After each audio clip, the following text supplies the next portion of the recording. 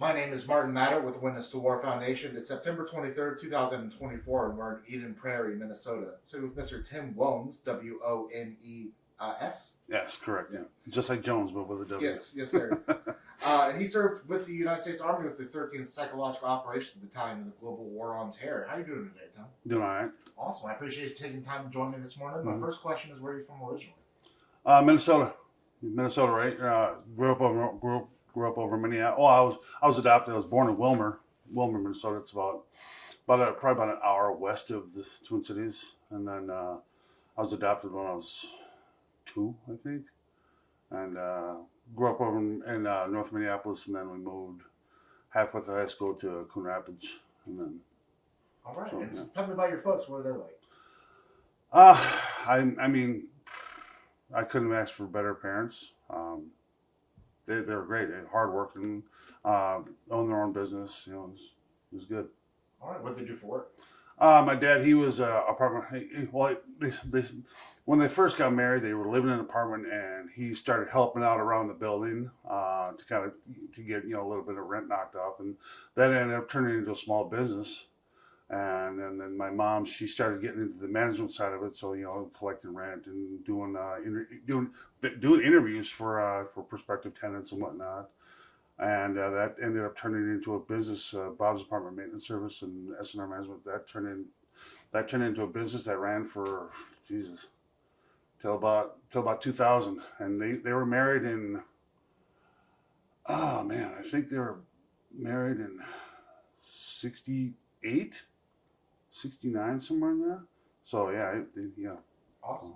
Now, was there a military history in your family at all? My dad, he was in the service, but that was long before I came around. So, what did he do? He started out he started out as a cook, and he was really bored with that, and so he transferred he became an MP. And he was only in for 4 years. So was running the service something you had on your mind growing up, or did you have other ambitions? I was a shitty kid, to put it nicely. And my dad, he had been pressuring me for a long time. Maybe you should go in the military. I think it'd be really good for you. You learn some skills, whatnot. And as I was getting older, like as an older teenager, young adult, yeah, maybe you should join the military. Hint, nudge, wink, because he could kind of tell that. I mean, like I said, don't get me wrong. My parents, I couldn't have asked for better parents. But I think I was actually kind of thinking about that on the way over here. That so I think maybe some of the advice that they were giving me was going to come in. It came in handy later on in life, and. So I guess as a teenager, young adult, I needed like a fundamental transformation. I needed to break myself down into my elemental levels and then build something back up. And yeah, so. So what year was this you enlisted? 99. Well, and it was 99. Kind of related to that was as a young adult, I'd been fired from job after job because I'm showing up late, getting up late, can't get to work on time, just being a real dumbass, And this, I enlisted when I was 22, right? And so I basically kind of lived life for about 4 years, and I basically got to the point where I was getting tired of myself. I was kind of being tired of a failure, basically, and I told my dad one day, I was like, if I get fired from one more job, I'm gonna go join the Army. And my dad's like, oh yeah, right, bullshit, whatever. and sure enough, the last civilian job I had before I enlisted, I lost my job, but it was kind of technically through no fault of my own. And so I got home from work, or I get home. I was still living with my parents at the time, and if I got home before they did, they knew something was up. Because or at least during the week, if I got home before they did, they knew something was up. Because I wasn't sick, or I didn't have a day off during the week. And anyway, I was home sitting on the couch watching TV. My dad walks upstairs, looks at me, he just kind of shakes his head and walks down the hall just because he knew something happened. And I said, so he says, "What happened?" I said, "Dad, it wasn't my fault." He said, "Okay, whatever." But I came to him about an hour later, and I said, "Can you come with me to the recruiters?" He kind of looked at me like surprised, like, "Seriously?" Like, yeah, you know. And yeah, so we went to the recruiters the next morning, and went and talked to them, kind of, did the kind of figured out what I was looking for, and took the ASVAB or took the pre-ASVAB, and then that went well. So then I went scheduled to take the actual ASVAB, and that went well. I placed real high, and so I kind of went from there. So tell me about the training process. Where they send you? And... I was at basic at Fort Jackson, South Carolina. AIT was at Bragg, North Carolina. It's not Camp Liberty. That's right. I'm staring right into the camera. It's not Liberty. It's Bragg. It will always be Bragg. It's the center of the universe. But anyway, it took me long enough to learn all the names in the first place. I can't do all the changes. Okay. So you said there was something kind of funny that happened in your training process? Oh yeah. There's always kind of like just random humorous stuff that happens. In basic ATO.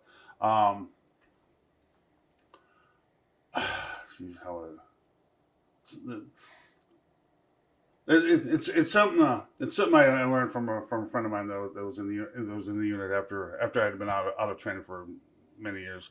But he was a former drill sergeant, and he says, I was like talking like, so what's it like being a drill sergeant? He says, the first thing he said was, you always have something cool to say, even though you're getting the shit smoked out of you and you're just exhausted and you're hating life.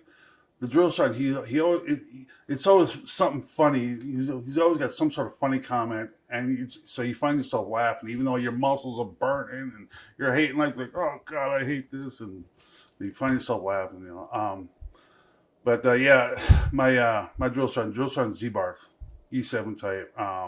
No, that would be shit. It's 2024. So God, Jesus, it's been almost 25 years. Wow. But no, that was Drill Sergeant Baptiste. He was senior drill sergeant. He comes to me and he says, "Don't worry about grabbing a battle buddy. We're in the chow hall." He says, "Don't worry about grabbing a battle buddy." He says, "I have a mission for you." I'm like, "Okay, Drill Sergeant." "Yes, Drill Sergeant." He says, "It's only something me, you, and the president knows about." I'm like, "Okay, Drill Sergeant." He says, "I want you to take this cup, go over there, fill up, bring it back to me." Rogers or something, but he says, "I want you to do it tactically." Like, "Yes, Drill Sergeant." So I get down and I low crawl through the chow hall, kind of reach up, fill up his whatever cup he wanted, Kool-Aid or Coke or whatever, and then low crawl back over and I bring it over to him. "Here you go, Drill Sergeant. Good job, Bones." That was kind of like a humorous thing that happened, So, yeah. So what was your first assignment on a Bragg? To the 13th side. I was a reservist, right? I often say that I wish I had 1 week in a month, 2 weeks a year, because that's the typical trope, right? But I was gone on average 4 months a year for almost 10 years straight. Plus Iraq in 03, 03 for 7.5 months, Afghanistan all of 2007, a little bit of 08. So the op tempo, the SIAP as a whole, we're a very small community. It's under the Special Operations Committee, so it's Special Operations just as a whole. It's a very small community, and the demand for Special Operations and SIAP especially, it's really, really high. So the op tempo was through the roof long before 9/11. So in Bosnia, Kosovo, and there was Haiti, whatnot. So you're staying busy as staying real busy. Yeah. Well, tell me about being the new guy over the 13th. This is what, 2000? Yeah. I got there in '99. Okay. Got there in '99 September. It'll be September. Jesus. Yeah, full month. Yeah. I got there September '99. Remember? It's a very annoying notification because it's for emails, it's for messages, it's all the same. So it goes like that, like 30 times a day, and like nothing really interesting comes through. It never is. Yeah. Tell me about being the new guy over there. Okay.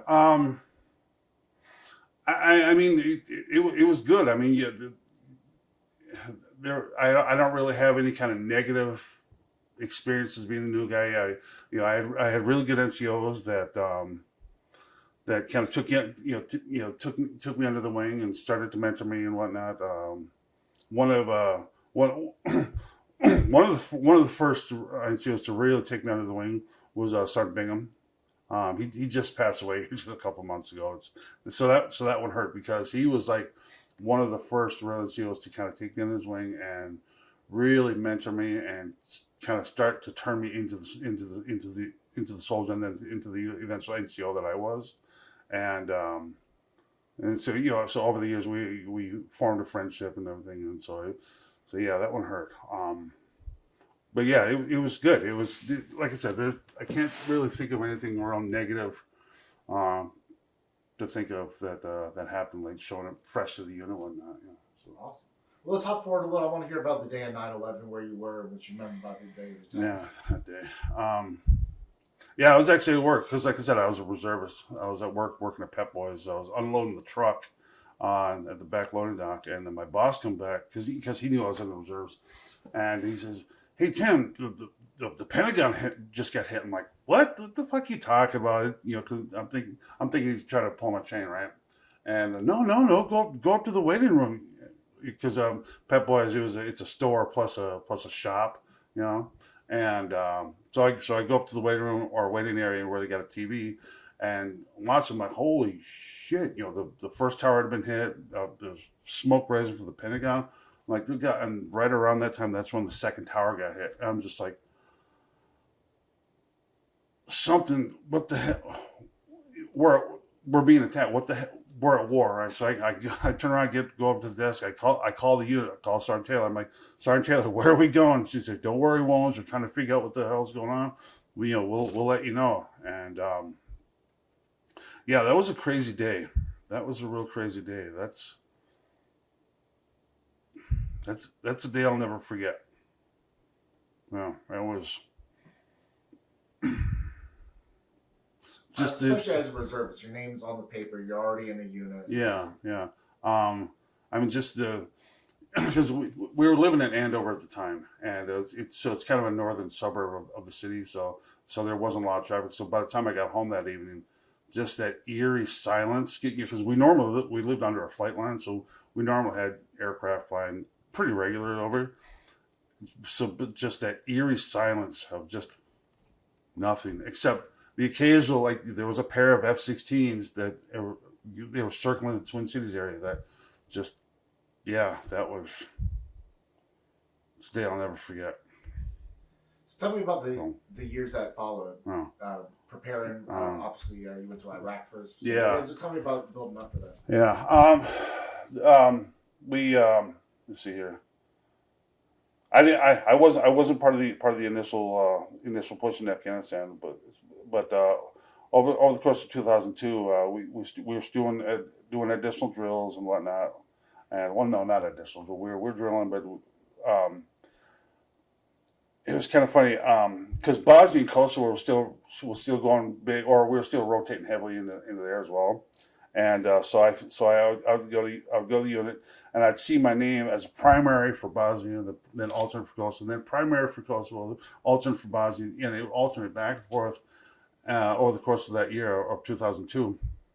And I'm like, okay, where the hell am I going? And our first sergeant at the time, Mary Jo York, she had to leave early that day. This was at a drill. She had to leave early that day for some reason, and she says, "Hey, anybody got any questions before I take off?" And I said, "Yeah, hey, Top, where am I going this year?" Because I see my name is all over the place. And our incoming first sergeant, Jeff York, he says, "Walensy?" I said, "Yeah, Top." He says, "Don't worry, we're saving you for the big show." I'm like, "Okay." Roger that. You know? And and sure enough, and so I was like, okay, something's big coming, but didn't really know what. And then I had to come in. I went on on an AT to Germany that year, and we got back, and we got back to the unit, and I had to do some additional paperwork. So I had to come in during the week and do some paperwork and talking to our UA, our unit administrator, Sergeant Taylor, and I was smoking at the time, and so we used to go on the back dock, and everyone would smoke. And she says to me once, she says, "Something's coming, and are you ready?" And I'm like, "Yes, yeah, yeah." And she turns, she says, "You goddamn better be." I'm like, "Okay." You know, and sure enough, we got the call January 2nd of 2003. Like, pack your shit, come on in, you know. And so we get in, we start doing, your record scrub, and you start doing medical, and start doing, um, equipment issue and whatnot. And we end up, we got the mobilization order, Valentine's Day of 03 to go to Bragg. So we left Minnesota to Bragg, and then we got the deployment order. It was March 18th, March 18th or March 19th. I can't remember which, but anyway, we got in theater the night the war started. Of 03. So we fly into Kuwait. Immediately we're getting into MOP 2. The chemical suit and whatnot, and then we crossed the berm. We crossed the berm. I'd say like the 25th of March of 03, and we were in Iraq for 7.5 months for the invasion. So wow. Yeah. Yeah. Well, tell me about getting into the country. Okay.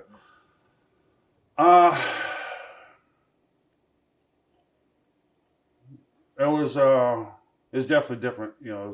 I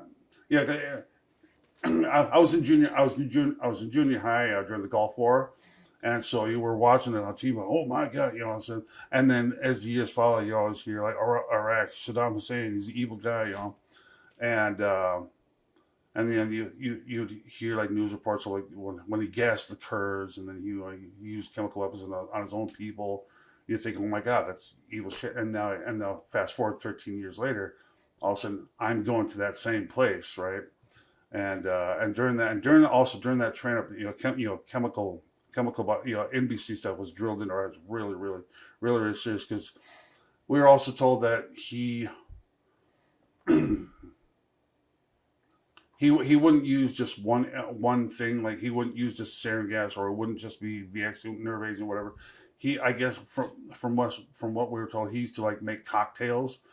So NBC was really, really drilled in our heads, and so it seemed very, very ominous, like, oh shit, this could really happen, and thankfully it never did. But it was just that concern, like, oh my God, we're going to a place that this is really going to happen, Yeah, we staged out of Camp Arifjan, which was down in Kuwait, and then we were there for, I think, 3-4 days, and during that time I think it was called the Big Voice, but every time a scud was detected, you'd get this lightning, and then you got 9 seconds to get your mask on, and I think it was like another 30 seconds or 60 seconds to get the rest of your shit on, and then from there, if you're in one of the big warehouses, get close to the wall. If you can get to the bunkers, get in the bunkers. We were in the big warehouses, so basically just get against the wall and then just sit there. And then as from what I was told, as they were able to figure out or vector in where the Scuds were going or where they were going to land, they would stand down other areas. So if you happen to be in the flight path of these things, it would still be lightning.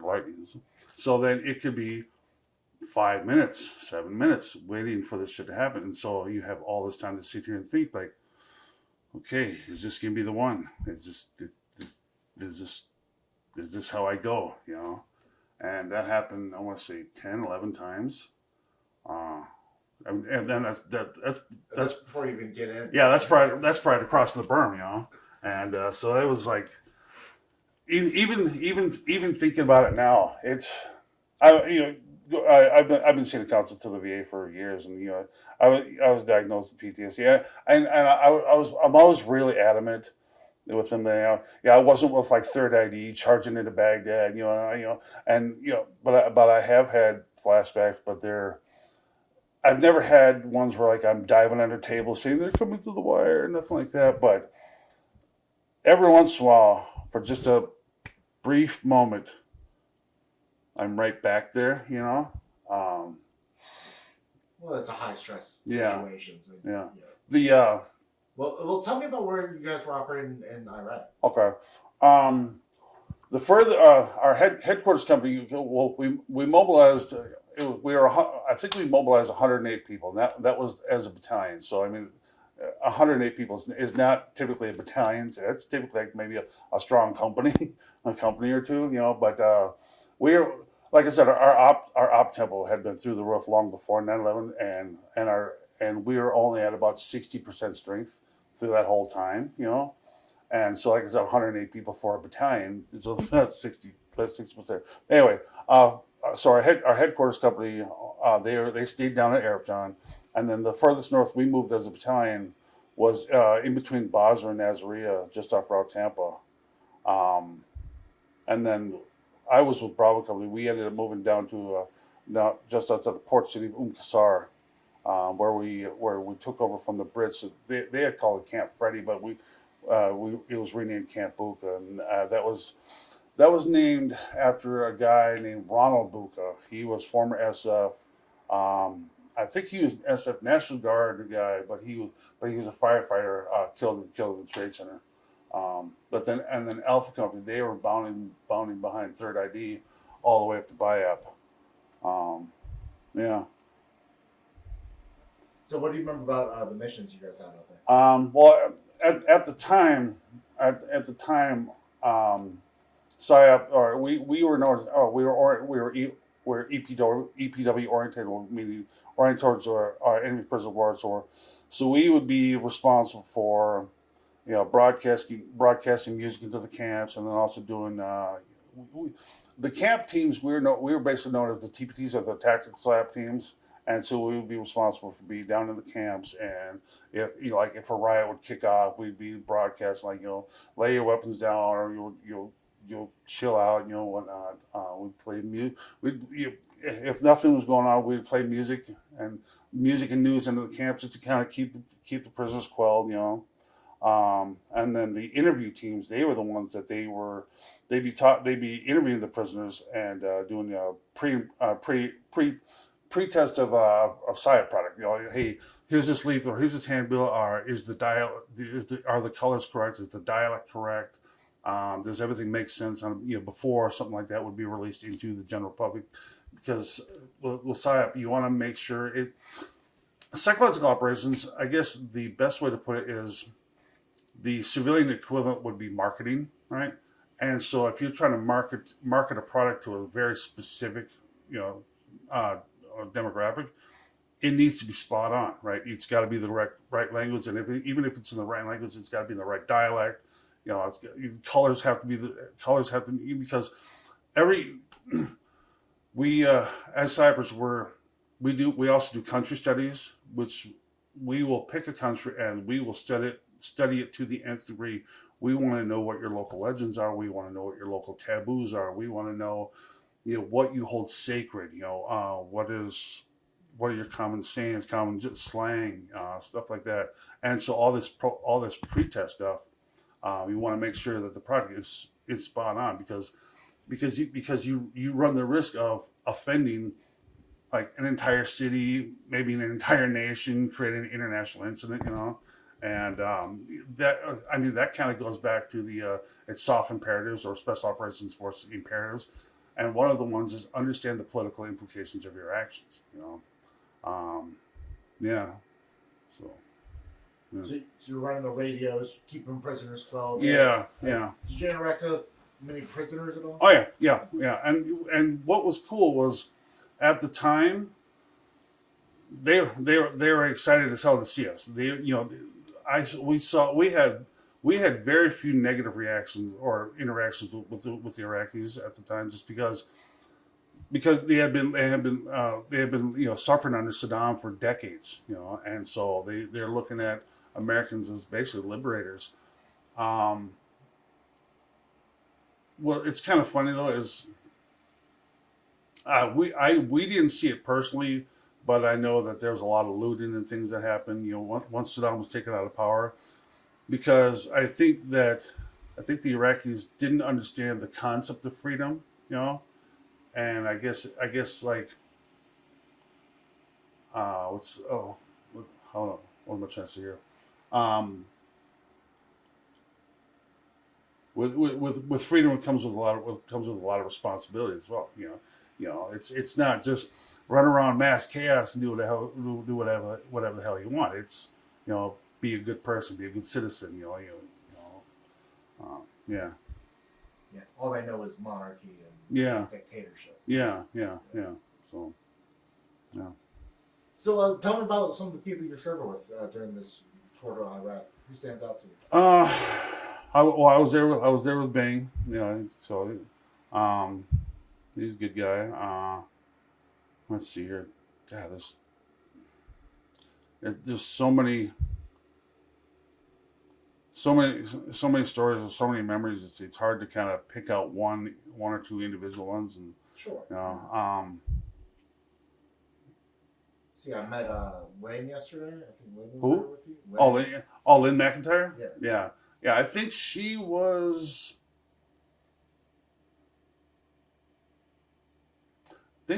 Part of the head, or I think she was at the. God, was she with us in all three? You know, maybe not, because she was in Bosnia, right? Yeah. Okay. Yeah, that's right. Yeah. She was in Bosnia. Someone else was there. Yeah, she was in Bosnia at the time. Yeah. Yeah. Well, she was with in the Afghanistan rotation in 07. Okay. Got it. So someone else I talked to was out there with you, but it's escaping me. Mm-hmm. Anyway, anybody else from Iraq?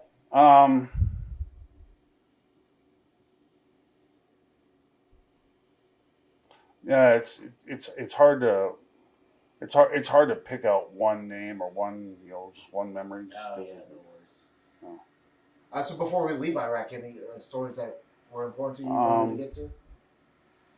There were some strange stories, like during the invasion, that initial convoy, when we crossed the Burn, when we were in between Bosnia and Nasiriyah.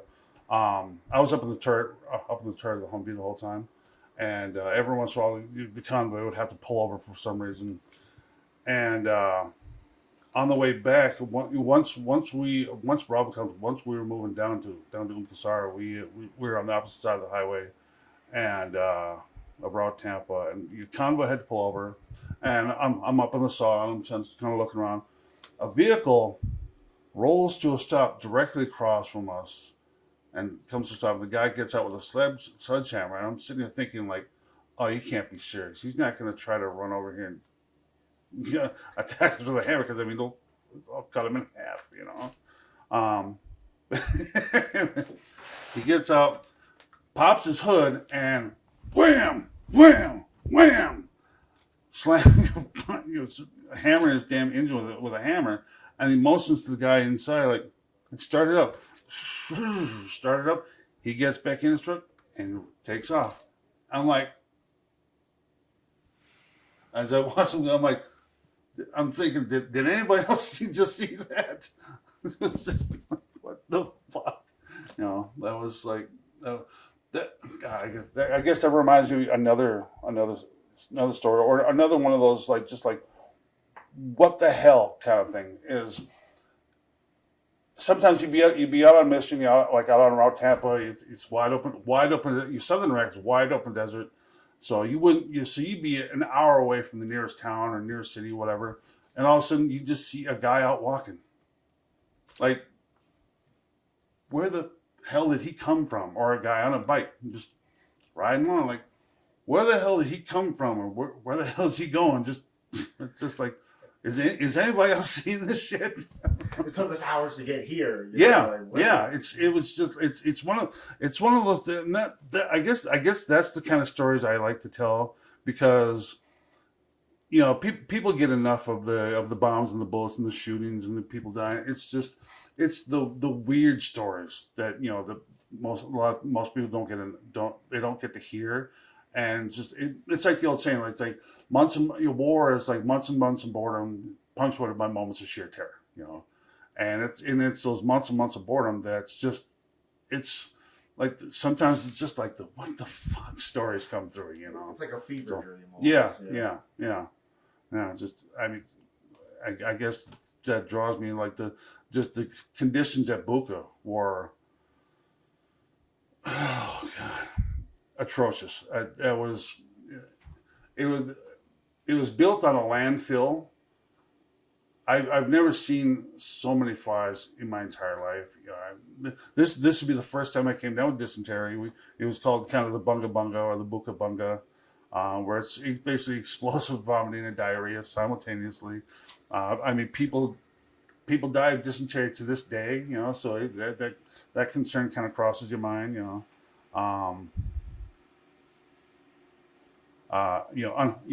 unexploded ordnance all over the place, UXO all over the place, or UXO, but also depleted uranium all over the place, because that place was hotly contested during the Iran-Iraq War, also during the Gulf War. So, and like I said, it was built on a landfill, so the entire area was extremely toxic. I know of 2 people that have come down with cancers directly related to that place. Also, we had the new thing. It was burn pits. We had one that was it was directly on the other side of the camp from us, and during the day it wasn't too bad because the wind would be kind of blowing it away. But at night the winds would shift, and the smoke would kind of settle right where we are, and as a lowly E4, I would commonly draw fire guard, and it's always I can't always get the beginning shift or the last shift. It's always 2 to 4, midnight to 2, so it's right in the middle of the night. So, but that would be my times. I'm going to write letters, but at night, like I said, that smoke would settle right in our area, and just, oh god, it made me nauseous many times. And like I said, to this day, I absolutely fucking hate the smell of burning trash. Like if someone's having a campfire, and throws like a little bit of trash, it's no big deal. But if somebody's trying to like burn a bunch of their trash off, and that smell hits my nose, it's that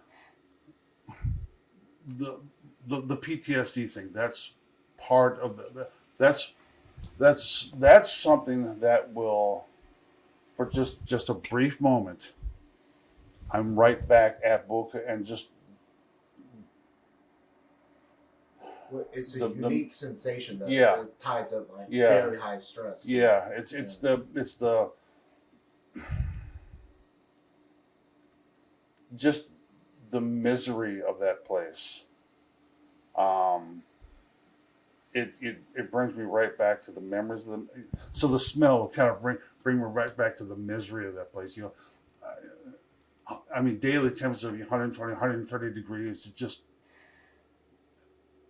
hell on earth, right? And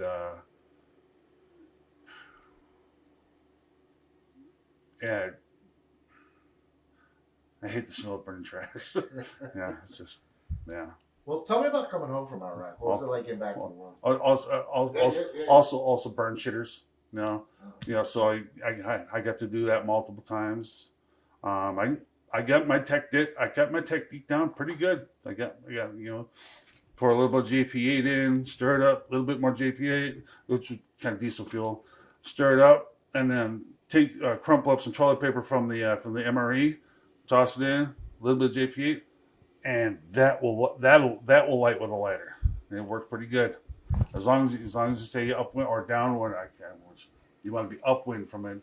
It's not too bad of a detail. don't want to be downwind because that's another just terrible smell. It's just, and I've learned since then that I think it's your sense of smell or the olfactory sense. It's closest related to memories, so that's why I think the reaction is so visceral when I get that. It's because it's like it immediately brings me right back to just the miserable conditions on Buka there. You know, that was the first place that first time I ever saw. Goddamn, can't talk. That was the first time I ever saw somebody get shot. Was there? There were constant riots. At one point in time, we had about 8,000 POWs at Buka. There, Camp Buka, that was the main holding facility for the entire theater as well. And the different camps were broken up to lower enlisted and conscripts, NCOs, and then you had officers, and you had Ba'ath Party officials, and then higher Ba'ath Party. Like at one point in time, we had Chemical Ali at Buka there. But there was... He had just been captured at Nasiriyah. Yeah. Like shortly after you got there. Yeah. There were constant riots there.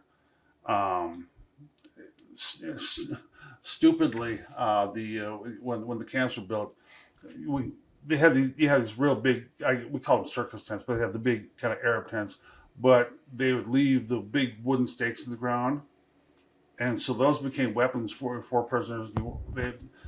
You have Ba'ath Party officials and officers telling the conscripts, "Hey, go on a hunger strike," and the conscripts are like, "No," because we're all in the same camp together, so fuck you. So water bottles full of sand and rocks would start being thrown back and forth, and all wood boards and all kinds of shit. God, when 8,000 people are going insane, and you're stuck in the middle of that, that's a real dangerous situation. And where I was sitting in my vehicle, and because our vehicle's getting pelted with rocks, and also, and I don't know who it was, but it was an Iraqi POW. He goes to swing a board at an MP, and his leg basically just kind of exploded right there in front of me. Like, oh shit! That was so just the conditions on Buka, and just that place was fucking miserable. That was. I hate to keep coming back, or I hate to kind of keep telling you out. This is what we're here to do. Yeah. But yeah, it's hard. It's hard to get me to pick out one thing, but then once I pick out one thing, that leads me to another memory, and to another memory, and to another memory. Again, this is the point of. Yeah. So then it kind of turns into a flood of, People come up here and says, "I don't know what I'll talk about," and this is exactly what happens. One thing leads to another, and the next thing you're like, "Oh man, Buka really sucks." Right. But it's like there's no infrastructure to get you guys water that's clean all the time. At that time it was still like the giant water bottles and whatnot. We built our first shower.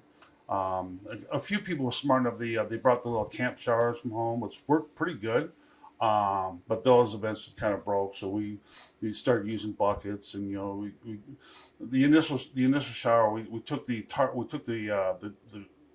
off of a Humvee trailer, and we found some pallets and kind of built a wood frame, and then we kind of put that around that, and then set up a little camp shower up on a platform, which they actually work pretty good for what they are. But yeah, we didn't see our first real in the very beginning. We didn't see our first real shower for 6 weeks, something like that, until they started bringing the shower trailers.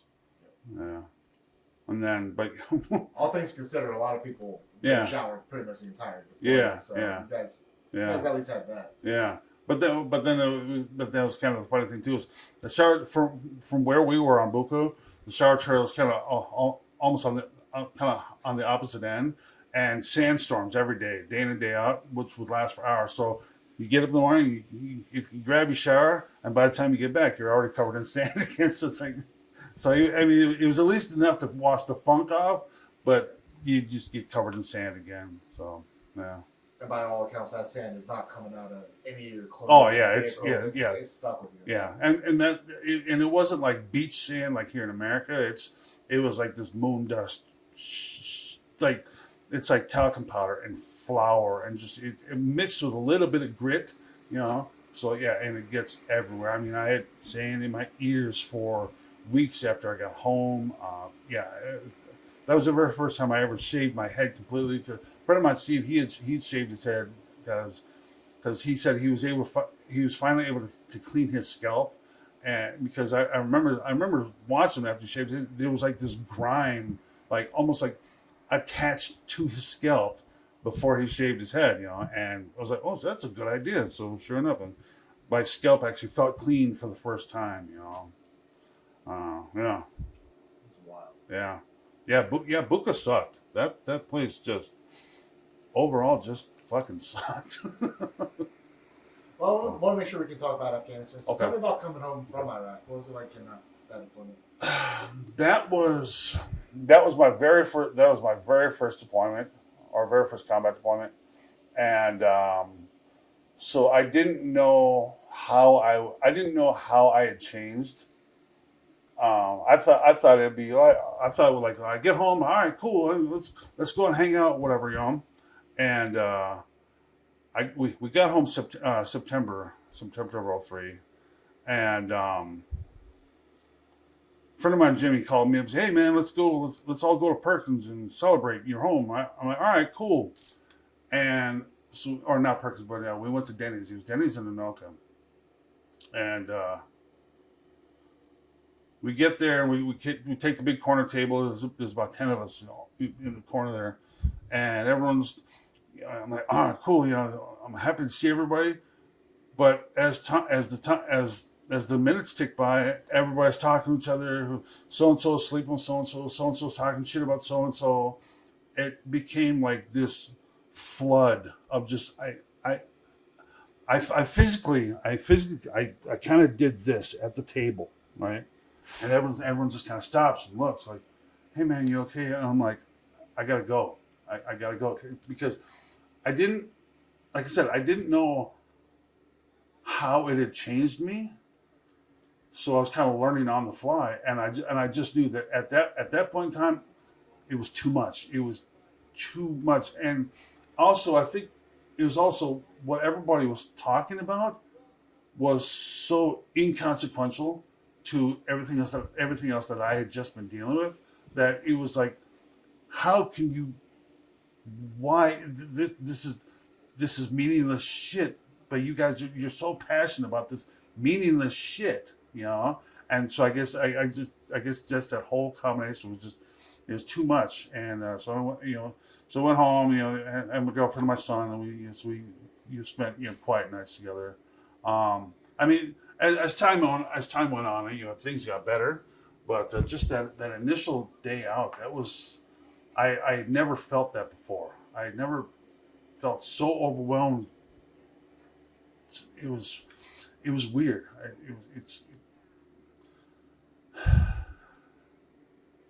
It's kind of hard to put into words. It's just like, it's a feeling that, like I said, it's just that I wish I had better words than overwhelming. This deluge of. It's dissociative, I think might be a good word for it, where maybe people are living in a different reality. And, you know, that's not a bad way of putting it. Yeah. But overall, it was good getting home. It was really good. You know, it was really good. So yeah. So were you looking to get back out there? Do you want to get out of the service? You know, No. I was still in. I re-upped. After we got back. My girlfriend, she was pissed at me, but I was like, well, she. It's funny. As a reservist, like I said, I was gone 3-4 months a year for 10 years straight. You know, plus Iraq and 03, plus Afghanistan, and so I was a reservist, so she expected that I would be home a lot. I would be home more, And so then she made the comment to me, well, if you realize, well, I mean, you might as well go full time. I'm like, do you realize if I went full time, I'd be gone even more, you know, because full time Cypress, they're gone a good 200 days out of the year, you know, if not more, you know. And so I was trying to get her to understand, like, you know, this is the best I got. You know, I want to be home, but also I got a job. You know, so yeah, like I said, I re-upped for another 3, and yeah. And then Afghanistan, that rotation kicked off. You know, 407. But we were on the train up for that for a couple months prior. We were on the train up for that for about 3 or 4 months in 06. Yeah, about 3-4 months prior to that. Yeah. Right. Well, tell me about where they sent you in Afghanistan in 07. Again, we mob out of Bragg, and which is the center of the universe, by the way. North Carolina. Yeah, good old Vietnam. But yeah, we got to Bath. I want to say January 6th. No, it was either January 6th or 7th of 07. And we were at Bath for about a week before the teams start getting pushed out to the individual FOBs and whatnot. We ended up going to a place called Fort Meteram. It's in Logman province. That convoy, that was I'd never been in the mountains before, and there's a mountain pass that it's stunningly beautiful, but scary as shit because we're a convoy of vehicles that, trying to go down this highway, but also you have a whole bunch of people trying to come from the other direction, but the road is only wide enough for people to go one way. And so as you're trying to get through, and people are trying to, I mean, they're driving right along the side of right on the edge of the mountain and shit, and you're looking down this 1,000-foot drop. You're just like, Jesus Christ,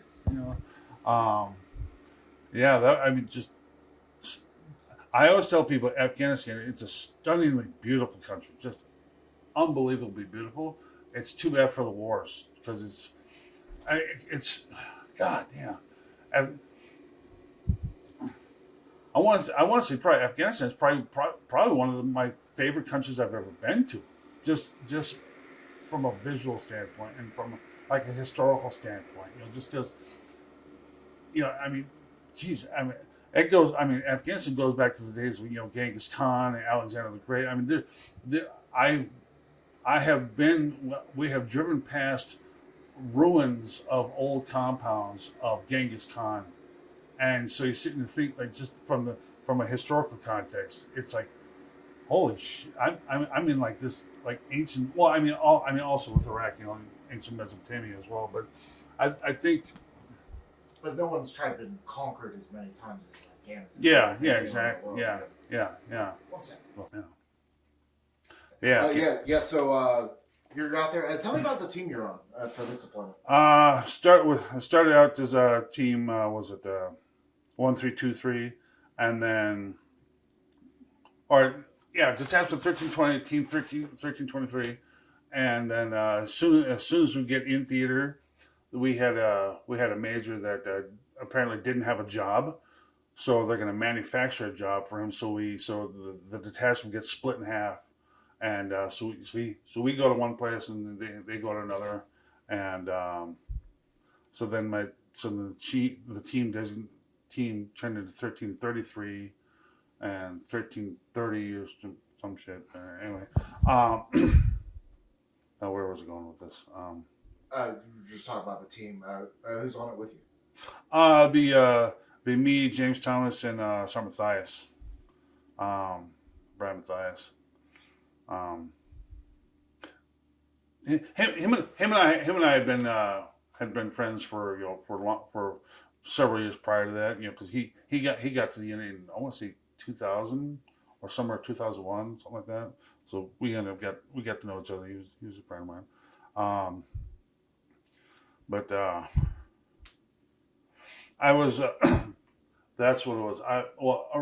But just before the deployment, I was supposed to be a team leader. I was supposed to take a team and get attached to an ODA. And I came in one day and I saw my name had been switched around and placed under Brian. I'm like, what the fuck is this? So I go to my team chief and say, hey, Coop, what's up with this? He says, hold on, Wones. Hold on. Hear me out. I'm like, okay, go on. he says, I know you're upset, but hear me out. I'm like, okay.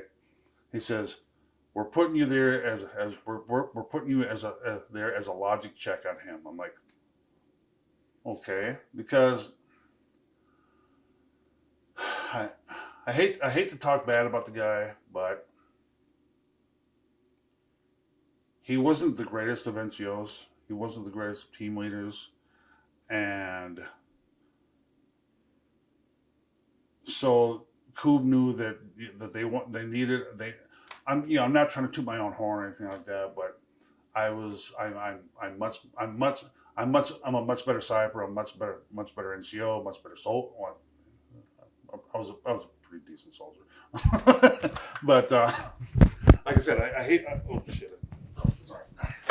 I hate to toot my own horn, but so overall, I was much better at the job than him, and so they kind of put me in place as a logic check. It's weird. He's a big Civil War buff, right? And somehow it's kind of hard to describe.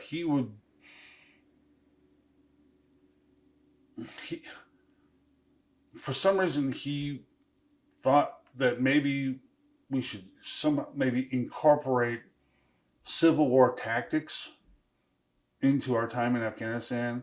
And like I said, here's what Coop would tell me: like, if he tries going out doing some crazy shit, call me. We had these Haji phones at the time, little prepaid cell phones. He says, if he tries going out doing some crazy shit, like trying to get you guys to do like a bayonet charge or some shit, or call me. I'll fire his ass. I'll put you in charge. And I'm like, okay, I can deal with that. I understand. And so I was his assistant team leader, and I mean, just a great example. When you get to a supported unit, you got to give them what's called a CAPES brief or capabilities brief. You let them know what you're bringing to the table, basically, right? And so we get to that unit. This is at Meteron, right? We get to that unit, and Brian gives the CAPES brief, and I'm just like, kind of scratching my head like, oh shit, this is not going to go well. And I ended up bumping into the S5. That's the staff that we fall under, the S5 section. And I explained. I gave him a good elevator pitch about a week later, and he says, you know what, Sergeant Walls, I can tell that you're a lot better at your job, and I appreciate that. So if I have any like real detailed questions, I'll come to you. All right, good, cool. So anyway, go throughout the course of that year, me and Brian, we kind of went round and round about certain things. And I had to be that logic check on him. So our friendship was really being put to the test, because now. So it's not just buddy, but he's also a higher rank than me. He's an E6, I'm an E5. So I mean, there's that respect level. There's that professional respect level, but there's also like the stakes are much higher. Yeah. But the tour went pretty decent. We went out and did a bunch of missions. Any of those stand out for you? I mean, we weren't in any firefights, which was awesome. That's great, because I don't really want to be in firefights, right? We did get shot at one day, and didn't even know what happened. It was a sniper round. The vehicle, we're out all day long. We're on our way back, and we're coming through a section where it's kind of labeled the Black Hills because the mountains are kind of they're darker in color, and we saw this flash way up in the hills, and we're like, all right, it's kind of what's up. We're calling back to the fob, say, hey, is there anybody else operating in this area that we don't know about? Like, is there like an ODA up in the hills, anything like that? And no contact. We're not sure what that is. I'm on my spotting scope. I'm trying to see. We don't see nothing. And so we get back to the fob later on that day, and the vehicle in front of me, he's just climbing out of the turret, and he notices a perfect 7.62 hole in the ammo can mount of his 50, and he's like, he kind of yells like, "Where the fuck did that come from?" And I'm like, "What?" And he's like, "It's a fucking hole." I'm like, "Oh shit!" So that flash we saw way up in the hills most likely came from up there, and we didn't even know it happened until we got back. That was a kind of a, because at the time our vehicles, we had the Frag 5 kit, so the doors were like 500 pounds a piece. They sucked. But so I mean the people, so from gunfire, the people inside the vehicles perfectly safe, because you're basically riding in a bank vault, But I rode up in the turret again the whole time. I mean, at the time we had the Dixie Cup up there, but anything higher than that, perfect vantage point. So that was part of Talib TTP at the time, was take out the gunners, and so I actually liked riding up in the turret because it's peaceful. It's kind of nice. I mean, it's the most dangerous place to ride, because you're the first one to receive fire, but also you're the first one that can do something about it, and you can return fire. And that's what I liked about it as well, because I could actually do something about it instead of, also I'm 6'5", so instead of being crammed down, also wearing all my kit and shit, being jammed into the backseat of a Humvee, we're kind of like this and trying to look through a window that's 1 foot by 1 foot. It's also, I can do something about it. So. That sense of control goes along. Yeah. So like I said, no firefights except for that one day. The fob did get rocketed, which kind of sucked, because I'm laying there on my rack, and I'm halfway asleep, and I hear this. I'm like, oh, that didn't sound good. There was a random RPG fired at us, so that the whole fob stands to and whatnot. It sucked. But yeah, Afghanistan. That was the other thing. That's the other thing I was trying to get back to, was when it comes to certain areas were a lot hotter than others. Like as far as kinetic, firefights. We had the IED threat in our area, and we were kind of like IED alley. That we were going out with EOD sometimes 3 times a day to go blow stuff in place, pressure cooker stuff, and the thing where they take a couple saw blades and have some glass in between it, so if you roll over top of that, a lot of command detonator stuff, cell phone stuff. That was that. I think I was more concerned about that than kinetics, because like I said, I can actually do something about somebody shooting at me. But IEDs, that's a whole other thing. Thankfully, nothing. We had. I wasn't there. I was actually home on my mid-tour leave when the vehicle in front of ours got hit, and we lost the guy. I didn't know the guy, but the unit we were supporting, they lost a guy, and so yeah, that was kind of shitty. Yeah. Do you happen to recall his name at all? It's right if not, just Phanaf. PHA. I think it was Phanaf, because goddamn, it was when we first got in theater and first got to Medlam. That was real early. That was January of 07, and we were attached to Connecticut National Guard. National Guard unit, and they had lost a guy. I don't recall the name, but that, and then the unit that replaced him was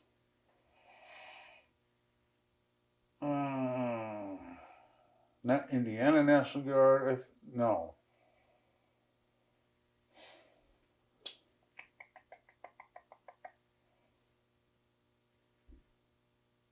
it might. Goddamn.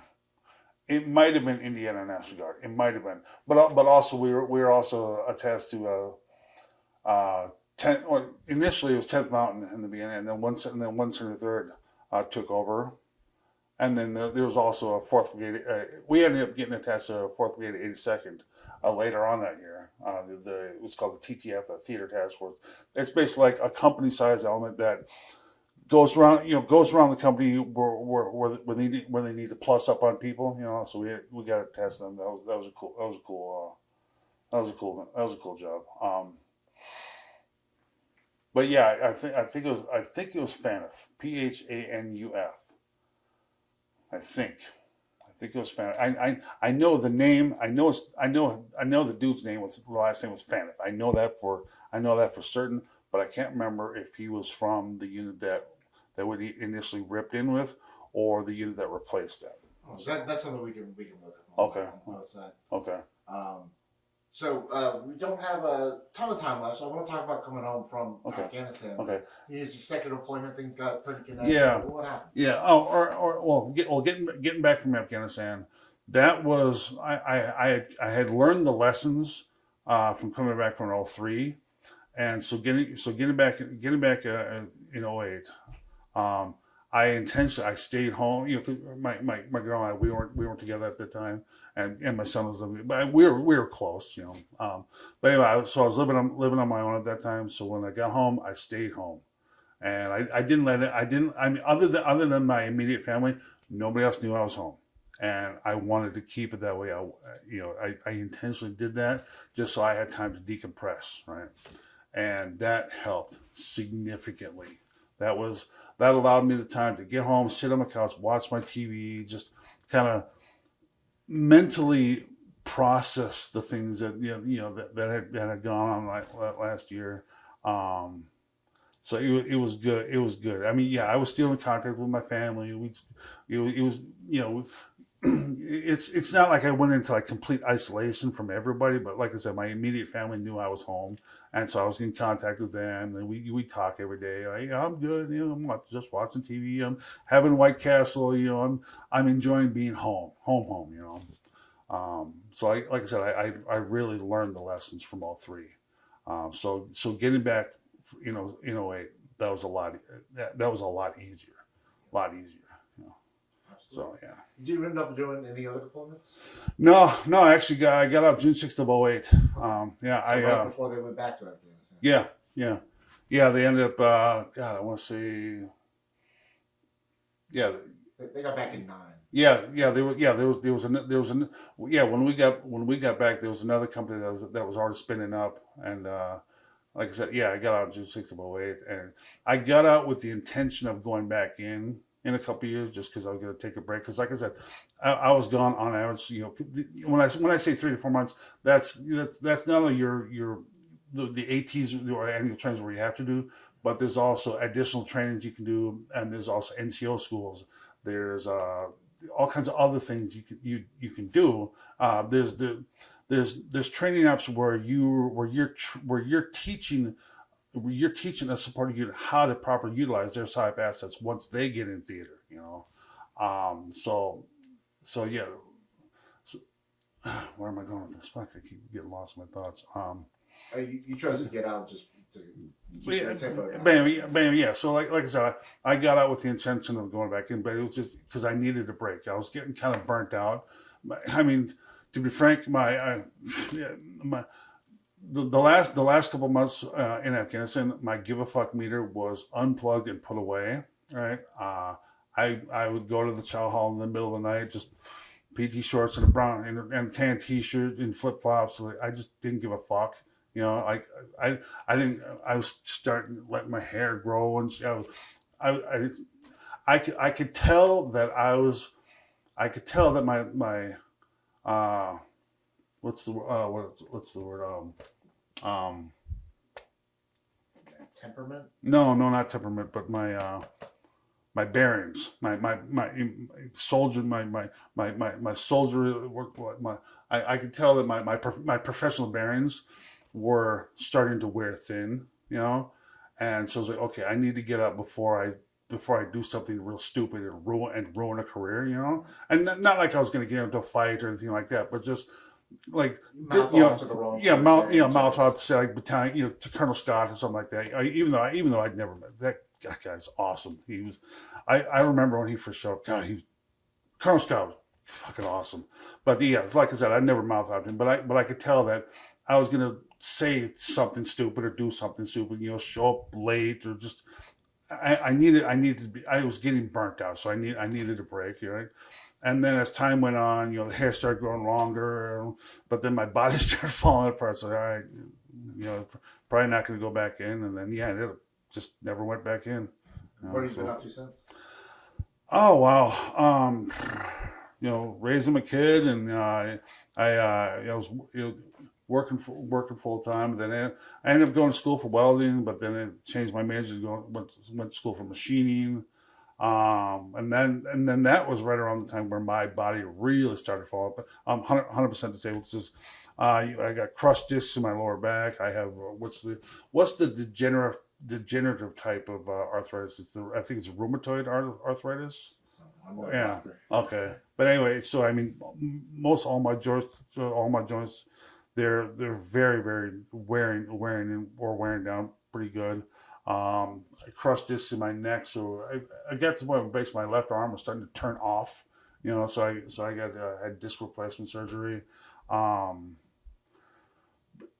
So yeah, 100% disabled, but also I got long-term disability through my former employer as well, and so I've basically been I I'm 47. I've essentially been retired for about 3 years, no, 4 years at this point. So it's weird.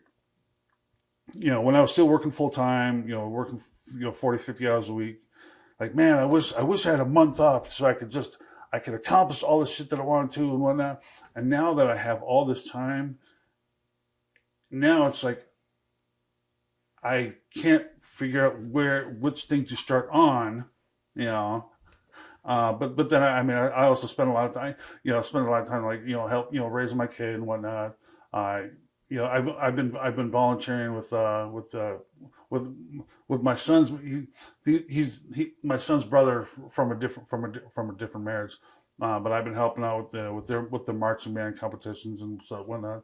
So I've been doing a lot of helping out with people, working on my own shit. I got back into fossil collecting. I was real big into that when I was a kid. But got back. So yeah, I've done fossil hunting in South Dakota, in Florida, in Alabama. Florida, that's a real cool one. Like for example, this right here, it's the best tooth that I found. It's from a snaggletooth snaggletooth shark that went extinct about 10,000 years ago. So yeah, and I found that in this place called the Peace River. And what's kind of cool about that, it's like because Florida, it's been above water, below water for thousands of years, and so you got this big mishmash of land animals and aquatic life, and then the Peace River kind of cuts right through the whole thing. So then if you go pick up like a scoop of gravel, you can find. I have a chunk of a tooth from a mastodon, and I also have a broken megalodon tooth. You know, so you can, like I say, you can find this big mishmash down there. So I do fossil hunting down there. Yeah, I've been do a lot of exploring. You know, I walked buffalo trails out in South Dakota, out in the Badlands. I've been doing a lot of just exploring and kind of getting back to me. You know, kind of thing, But then also helping out family and friends and whatnot, So yeah. Well, I just got two questions to wrap us up today. One is there any song, if you heard it today, would take you back to your days with the 13th? Any songs? Yeah. Uh, I guess in my head, I guess maybe a couple of them. I mean, just as a cyber head games by Journey. You know, that's just the cyber me and I loves that song. Um, but for Afghanistan, for some reason, also by Journey, Wheel in the Sky. That for some reason, just because he's always saying, I don't know where I'll be tomorrow, just because I had been gone, I had been going and going and going and going for years on end. And so I got to the point where it's like, where am I going to be tomorrow? You know, I'm trying to make it home, you know? And so I guess that song kind of connects on a level, you know? So, yeah. And lastly, what's it like being here, seeing all these ladies and gentlemen 17 years later? Oh man, that's something I said a couple nights ago. It's like it's breaking my brain seeing, you know, it's hearing familiar voices and seeing familiar faces from so long ago. It's I said to Colonel Scott last night. I said it's it's recharged a battery that I didn't know I had. You know, and not like I'm saying like, oh, I've been depressed or whatever, but it's just like this. Oh, I'm sure it's going to take me a few days to just to kind of go, oh my god, kind of like what Vu was talking about around the fire last night. That especially the Afghanistan rotation overall as a battalion, that deployment we gelled so tightly, you know. I mean, yeah, I mean there were little quabble, you know, little quabbles, whatever, you know. But overall, just everybody, you know, the backfill that we got from the 345th, and you know, and then battles Shu and Ben from they're from Arkansas, Pogue and Moran from Michigan. I mean, just that backfill, and then but just we like I said, we gelled so tightly that it's like it's it's kind of what I was trying to describe to her after she kind of made that comment. Like it's like this rare moment of gold that you get, you know, of just of a group of people that get so damn tight, and then not seeing them for so long. It's